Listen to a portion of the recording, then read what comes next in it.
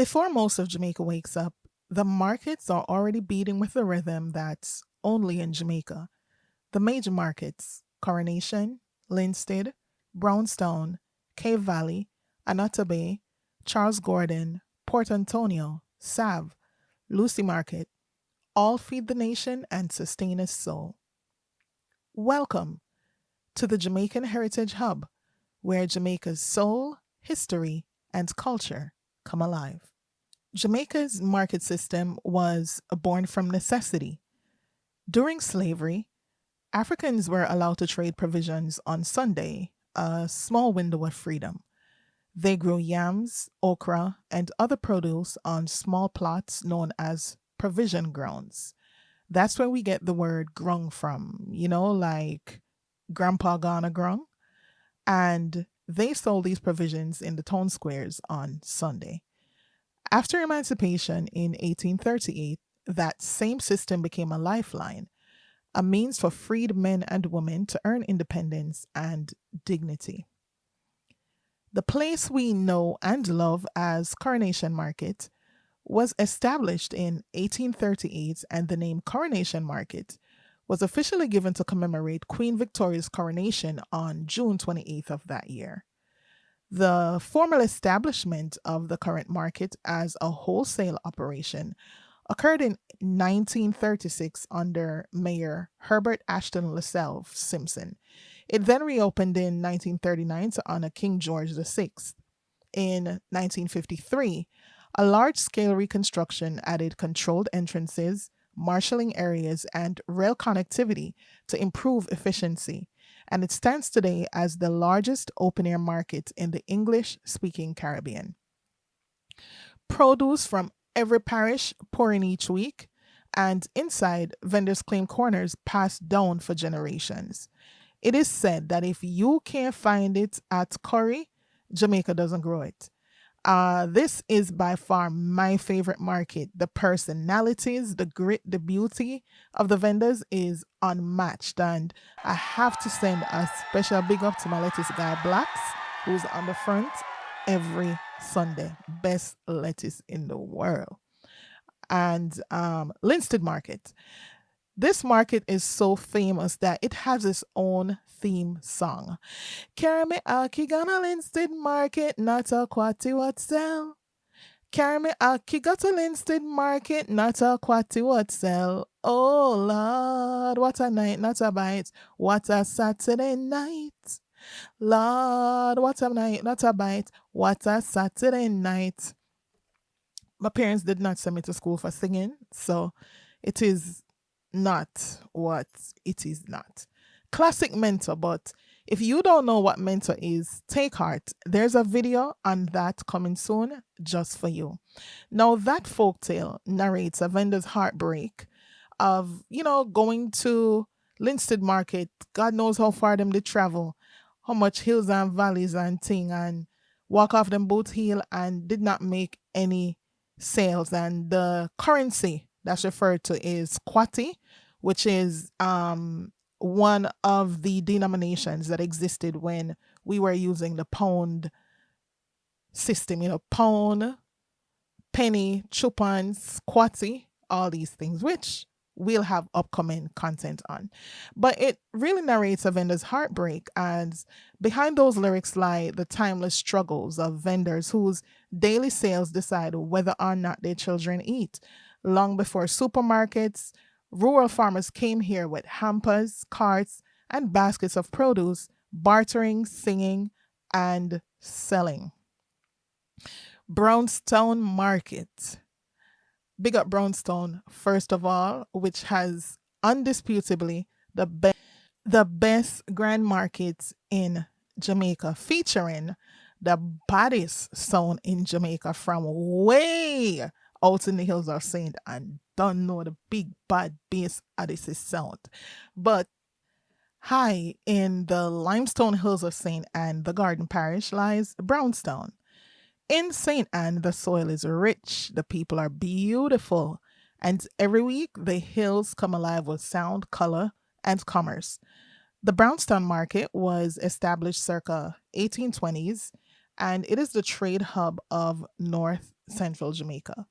From the rich red soil of St. Anne came yam, dasheen, plantain, coffee, and fruits bound for the coast.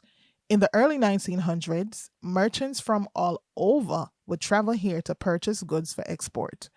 This market became a vital link between Jamaica's interior farms and its port towns, helping to feed both the island and its growing cities and tourism industry. This market isn't just a place to buy and sell, it's where generations have met, bargained, sold, and survived. The market at Brownstown traces its roots to the late 1700s when the area became a crossroads for planters, freeholders, and the newly emancipated. Brownstown itself was named after Hamilton Brown, an Irish plantation owner and politician who established the settlement in the early 1800s. But while his name is remembered, it is the descendants of the enslaved, the small farmers, the Higler woman, who made Brownstown truly thrive. Long before the million Chinese supermarkets, they carried bananas, yams, and pimento on donkeys from the Dry Harbor Mountains, forming what historians call Jamaica's first strong internal marketing system. Brownstown market people are known for their warmth, their humor, and sharp business acumen. Some families have sold here for four generations or more. They are the original entrepreneurs, masters of inventory, logistics, marketing, and microfinance, long before those words even existed. Their credit system, known simply as trust, kept communities alive when relatives or banks would not lend, and their market stalls, built from wood, zinc, some concrete, and hope, became the backbone of rural Jamaica's economy. Brownstown Market operates on a rhythm and reputation. Everyone knows who brings the sweetest oranges, who sells the most aromatic scallion, and who will trust you till next week, Friday. But as Jamaica modernized, competition from supermarkets, road congestion, and limited facilities challenged the old ways, yet the market endures. For over 200 years, Brownstown Market has stood as witness to slavery and freedom, depression and boom, hurricanes and hope. It's where country meets town, and the heartbeat of the Jamaican economy still is strong. Cave Valley Market. Nestled even deeper in St. Anne's interior between ridges and rivers lies Cave Valley, a small farming district whose name few outside the parish know, yet whose story carries the very DNA of the heart of Jamaica. Once a pivotal meeting point, then a livestock and produce market, Cave Valley is a world where time slows and handshakes and reputation are still currency. By the mid 1800s, after emancipation, freed farmers began gathering here to barter livestock and crops. No grand opening, no royal proclamation, but Cave Valley Market was born out of necessity, community, and business ingenuity. From before sunrise, or before day, as we say in this part of the world, the roads hum with trucks, handcarts, and laughter. Farmers, mainly from Clarendon, Manchester, and St. Elizabeth, crossed into St. Anne to trade cows, goats, and donkeys. By mid morning, the air would thicken with the scent of roasted corn and fried dumplings, roast yam, and the market square becomes a living mosaic of color and conversation. Cave Valley may seem small, but its economic impact is large. Every animal sold ripples outward.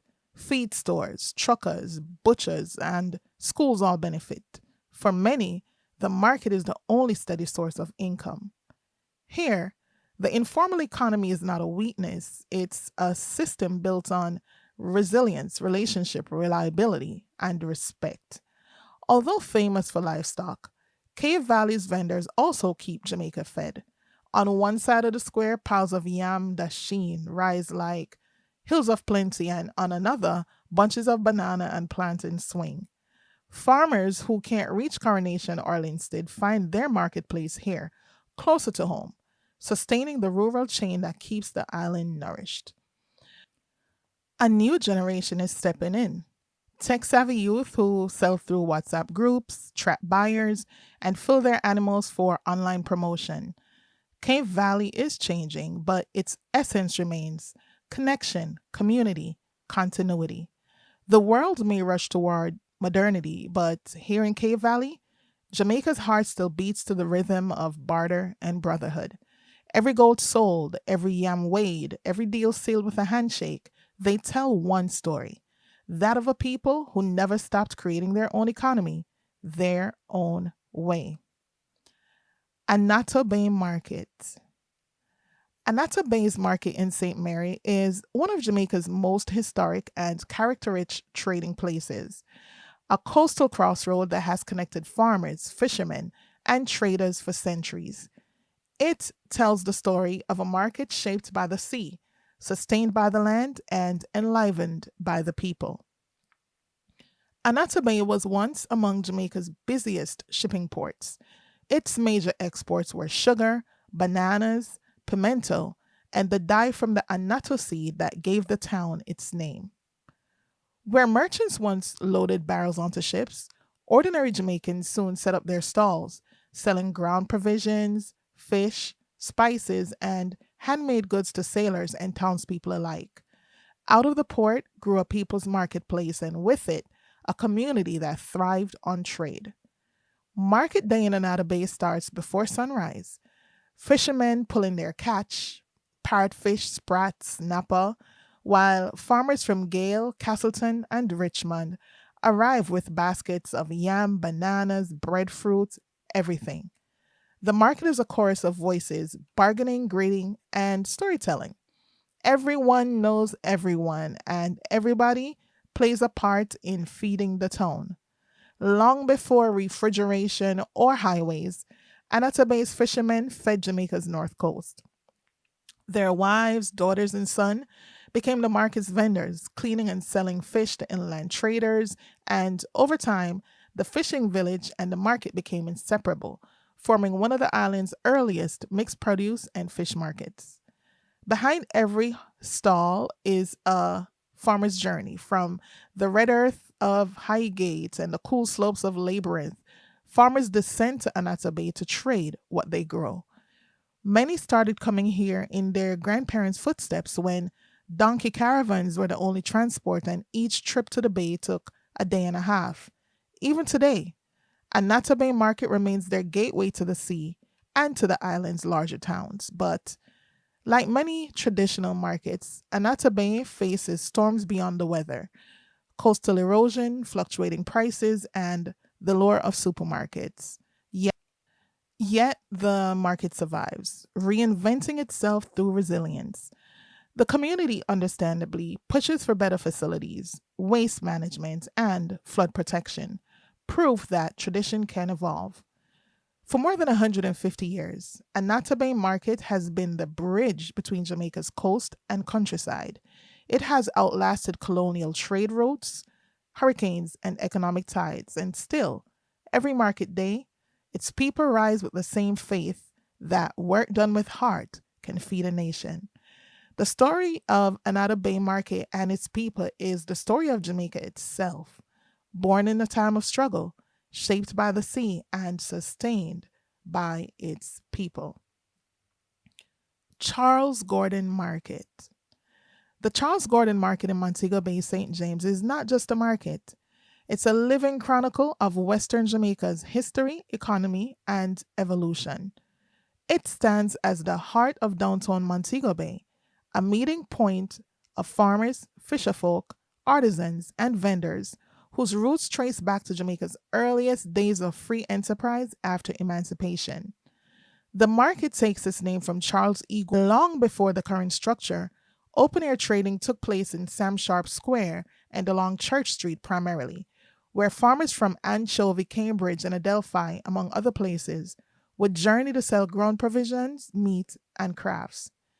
In the 1920s, the formal Charles Gordon Market was built, a roof over the city's beating heart. Every morning, before the sun climbs above the hills, vendors arrive with truckloads of every produce you can imagine. and fish and other seafood. By mid morning, the market is a living symphony, part music, part mayhem, part miracle. The smells of pepper, roasted corn, and fresh fish fill the air.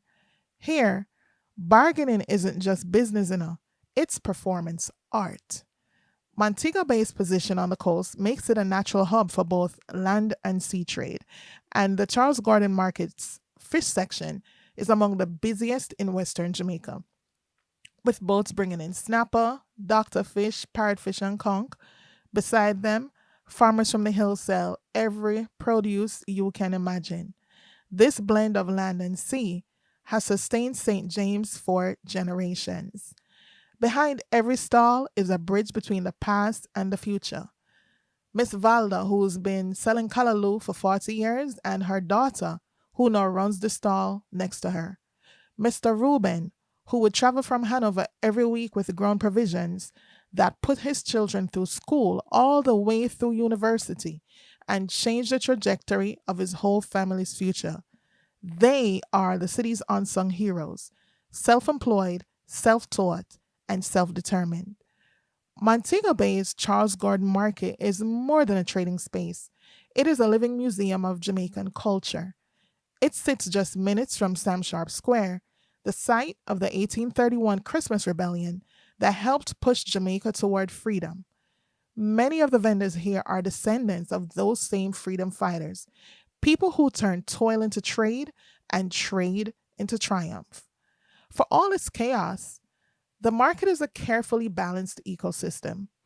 Hundreds of small transactions happen every hour, together sustaining families and entire towns.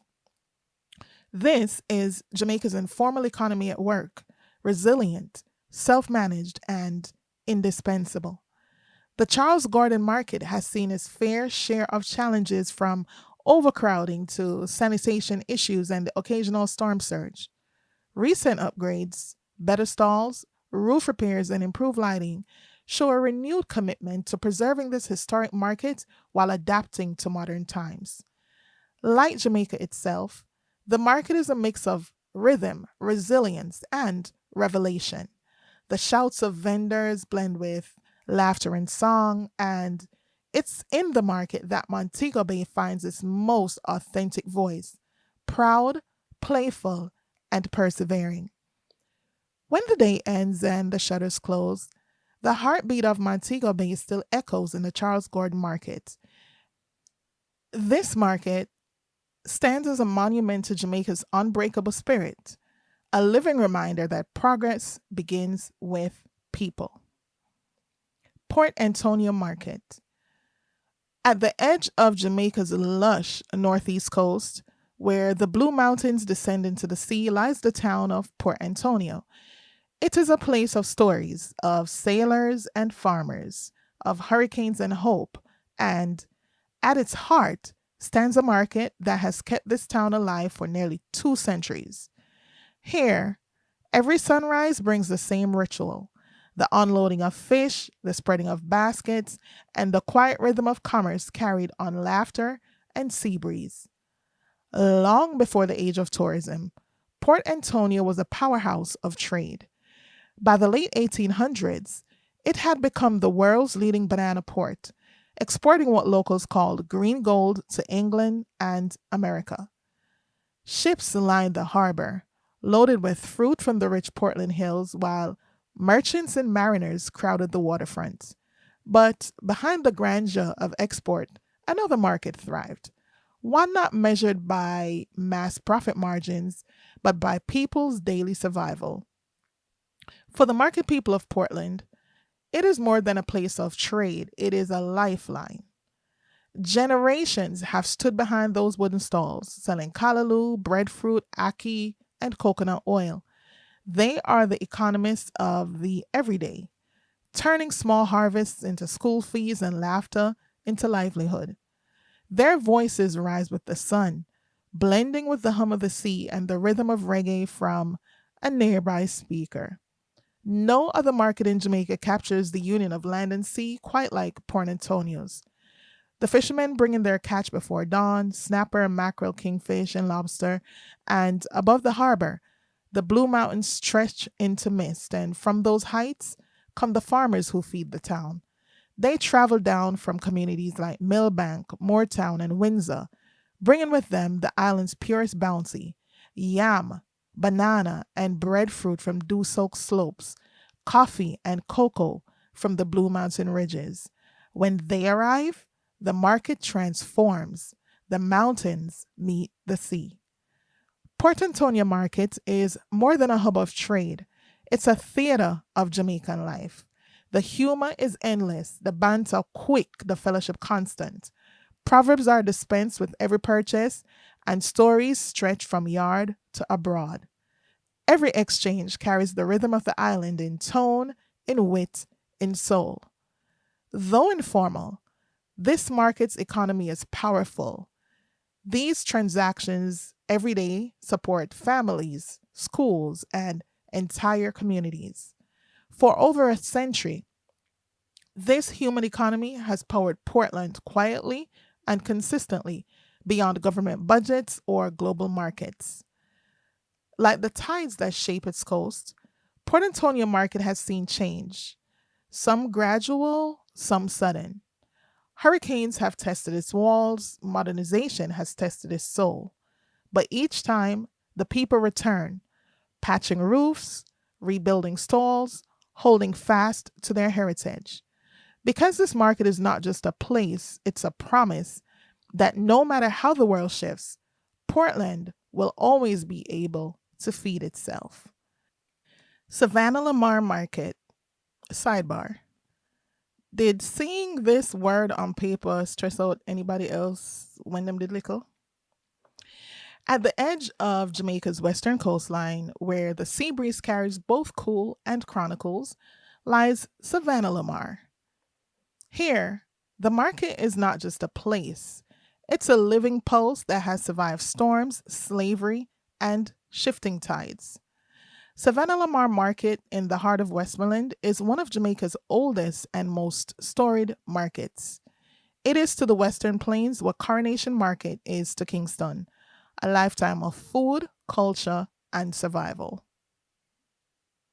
Savanna-la-Mar's history stretches back to the 1700s. The town's original name, Sabana-de-la-Mar, Spanish for plain by the sea, tells the story of its geography and destiny.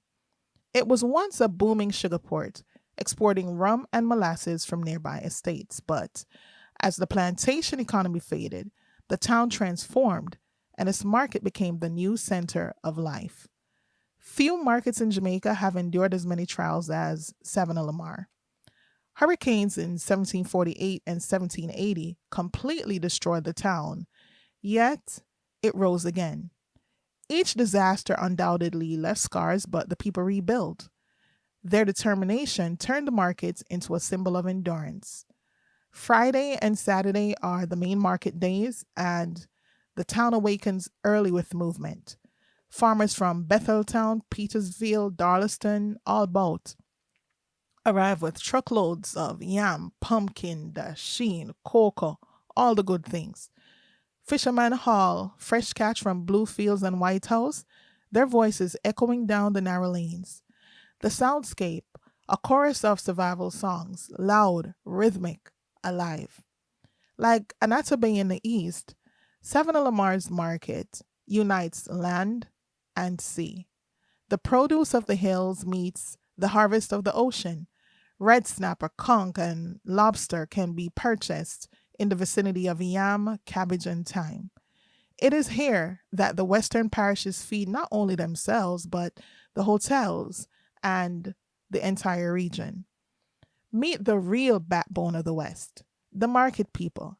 They are the mothers, fathers, farmers, and financiers in one. Many have sold here for decades, generations passing down the same stall, the same jokes, the same unrivaled work ethic. In a world of supermarkets and online shopping, they remain the keepers of Jamaica's most human economy. Every market day, hundreds of thousands of dollars change hands without a single computer or register. It's a system powered by trust and repetition. Vendors know who their buyers are, and customers know where to find quality. This is the informal economy at work, agile, people powered, and remarkably efficient. But, like much of Jamaica's rural infrastructure, the market faces serious challenges. Flooding from rising seas, aging facilities, and sanitation issues test both patience and pride. Still, there is hope. New market stalls, better roofing, and plans for redevelopment under the local government ministry promise a brighter tomorrow. Yet, through all its challenges, the market's soul remains untamed. It's a theater of everyday life, full of music, gossip, and laughter. Here, you'll hear the poetry of patwa, smell coconut oil and fried fish, and see the choreography of commerce play out under zinc and sky. Savanna-la-Mar Market isn't just an economic center, it's a monument to the Jamaican spirit built on salt, sweat, and spirit. Lucea Market. At the far western curve of Jamaica's coast sits Lucea, a town where history and the sea share the same breath. Each each morning, just as the clock tower strikes, the market awakens. The smell of sea salt and ripe fruit fills the air, and the rhythm of trade begins anew. Lucea has always been a town built around trade. In the 1700s, it was one of Jamaica's busiest ports, shipping sugar, molasses, and logwood across the Caribbean and Europe. But alongside the formal trade, another economy flourished, the people's market. Fishermen and farmers from Green Island, Ascanish, and Santoy began meeting at the waterfront to barter fish, yams, and plantains. That simple exchange grew into one of Jamaica's oldest surviving rural markets. By sunrise, the market square bursts into color, stalls overflowing with callaloo, pepper, banana, coconuts, fishermen gutting fresh snapper while farmers spread out grown provisions from the hills. Buyers weave between stalls, bargaining with the familiar rhythm of patois and laughter. For Hanover, this isn't just business, it's a way of life. The Lucy, long before refrigerators, this is where people came to get their fish regularly. The fish market remains one of the town's most vital spaces, supplying restaurants, hotels, and households throughout Western Jamaica. From the fertile hills that cradle Hanover, farmers descend every week with produce for sale. Many walk the same paths their grandparents took, balancing baskets on their heads and hope in their hearts. Their yams, pumpkins, all their produce fill the market's aisles, proof that Jamaica's true wealth still grows from its soil. Here, people come not only to buy and sell, but to talk, laugh, and to connect. News spread faster than radio, advice is free, and humor is the universal currency. This is Hanover's living social network long before the digital age. The Lucy Market is a microeconomy of its own. Dozens of small farmers, fishermen, and craft makers depend on it for their income. Each market day, hundreds of transactions keep the local economy turning, quietly sustaining families, paying school fees, and putting foods on the table from Negril to Mobay. Yet, like the tides that shape its shore, Lucif Market has faced constant change. Local authorities have promised modernization, better roofing, drainage, and lighting, but every market has its own music, and Lucy's is a blend of laughter, language, and legacy. You will hear Bible verses next to dance hall lyrics, folk sayings next to modern slang. It's a marketplace of culture, faith, and fellowship, a space that reflects the Jamaican spirit itself, proud, resourceful, and unique. Each Jamaican market has its own unique rhythm, but They all share one thing in common: the people who power them. Our vendors, our higglers, our market people. One spirit, one pulse that's uniquely Jamaican. Our market people are entrepreneurs, comedians, counselors, and unofficial economists. Miss Ivy selling herbs and teas for over 40 years. Brother George, the banana man whose laughter echoes through Coronation. They remember customers by name and often put a little something extra in your bag and share wisdom passed through generations just because, no charge. Jamaica's informal market economy moves millions of dollars each week, yet these vendors operate without steady infrastructure, battling weather, fluctuating prices, and limited storage facilities. Still, they endure through hurricanes, pandemics, price shocks, and iffy clientele. Their strength is what Jamaica is built on and what we'll need to take us into the future. Jamaican markets are cultural sanctuaries, so to speak, so congruently, the market people are cultural icons. Their language becomes music, dripping in honey when enticing you to buy, and arsenic encased in attitude when exhorting you to not waste their time or yours by filling up them goods and not buying. Our market people keep the taste of our national identity fresh in our mouths. Scotch bonnet, thyme, callaloo, ackee, yam, banana. And here you feel community. People from all walks of life meeting over produce and price. The next generation of market people is already here, digitally savvy, environmentally conscious, and proud of their heritage.